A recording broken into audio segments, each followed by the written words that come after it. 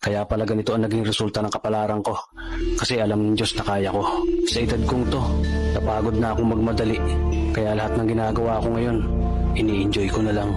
Siguro sa dami na rin ng aking pinagdaanan, napagtanto ko na ang buhay ay mas malawak at mas mahiwaga pa sa mga problemang dumarating sa buhay natin.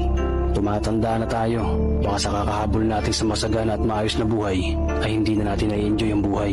Baka nabubuhay na lang tayo dahil nape-pressure tayo sa sasabihin ng ibang tao. Marami na rin akong mga naging maling desisyon sa buhay, pero lahat yun nagsilbing aral sa akin at natuto ako sa mga pagkakamali ko. May mga taong sobra nating mamahalin at bibigyan ng halaga, pero ibabalik lang sa atin ay kabiguan at matinding trauma. Kaya wag nating lilingunin ng mga taong tulad nila dahil mas payapa kapag hindi ka na interesadong malaman pa kung ano pang balita sa kanila. At wag mong idepende ang sarili mo sa kahit kanino. Tandaan mo, kahit sarili mong anino, iiwan ka din nito kapag madilim na ang paligid mo.